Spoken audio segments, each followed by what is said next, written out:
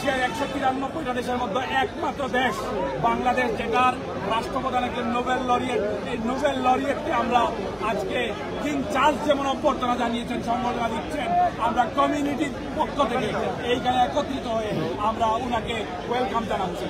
একই সাথে উনার কাছে কমিউনিটির কিছু প্রস্তাব রয়েছে। ওই প্রস্তাবের অন্যতম বিষয় হচ্ছে আমরা আমাদের 2000 শহীদ ভাই বোনদের বিচার চাই। এই বিচার নিশ্চিত করার জন্য শেখ হাসিনাকে ইন্ডিয়া থেকে বাংলাদেশে এনে বিচার কার্যক্রম শেষ করতে হবে। একই সাথে এই দেশে নিষিদ্ধ ঘোষিত আওয়ামী লীগের পলাতক খুলে আসামিদেরকে এইখান থেকে বিচারের আওতায় কিভাবে বাংলাদেশে নিয়ে যায় এই চেষ্টা করতে হবে। আমরা দেখিয়ে দিতে চাই ডক্টর ইউনূসের পক্ষে সমগ্র বাংলাদেশ দাঁড়িয়ে আছে। নতুন দেশ গড়ার স্বপ্নের মাহাতির আমরা মনে করি ডক্টর ইউনূসকে। সে দুর্নীতিবাজ না, সে একজন স্বচ্ছ এবং সাদা মনের মানুষ। আরো 5টি বছর ক্ষমতায় থেকে বিচার সংস্কার বাস্তবায়ন করে যারা ডার্টি অ্যাসেটের মালিক তারা হুঁশিয়ার হয়ে যান। বাংলাদেশ যখন ইউনাইটেড হয় এবং সেটি যদি ডক্টর ইউনূসের নেতৃত্বে, তাহলে সেখানে আল্লাহ রাব্বুল আলামিন ছাড়া এমন কোন শক্তি নাই বাংলাদেশকে কেউ পরাজিত করতে পারে ইনশাআল্লাহ। প্রতিটি বাড়ি খুঁজে বের করা হবে, কোন মেয়র কোথায় বাড়ি করেছেন, কোথায় সম্পদ লুণ্ঠন করেছেন, কোথায় ব্যবসা বানিয়েছেন। শুধু লন্ডন শহরে নয়, জেনারেল তারেক সিদ্দিকী যে স্বরাষ্ট্র উপদেষ্টা ছিলেন গওহর রিজভী, অক্সফোর্ডে 5টি বাড়ি করেছেন 12 মিলিয়ন দিয়ে। লন্ডনে সালমান রহমানের বাড়ি অলরেডি এনসিএ অলরেডি নিয়ে নিয়েছে।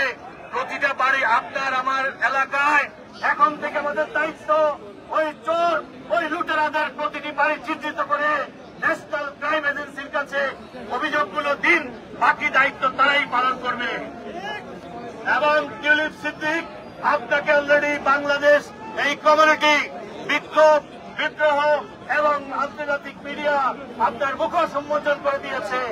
আপনাকে ক্যাবিনেট থেকে বরখাস্ত করা হয়েছে, আপনি ক্যাবিনেট থেকে পদচ্যুত হতে বাধ্য হয়েছেন। এখন কিয়ার স্টারমারের প্রতি আমরা অনুরোধ করব, আপনি ন্যাশনাল ক্রাইম এজেন্সির কথা শুনুন এবং টিউলিপ সিদ্দিকীকে এই পার্লামেন্ট থেকে বের করে দিন। এই পার্লামেন্টে কোন চোট ছাড়ছাড় থাকতে পারে না। পুতিনের কাছ থেকে যিনি কমিশন নিয়েছেন, কোন কমিশন এজেন্ট থাকতে পারে না।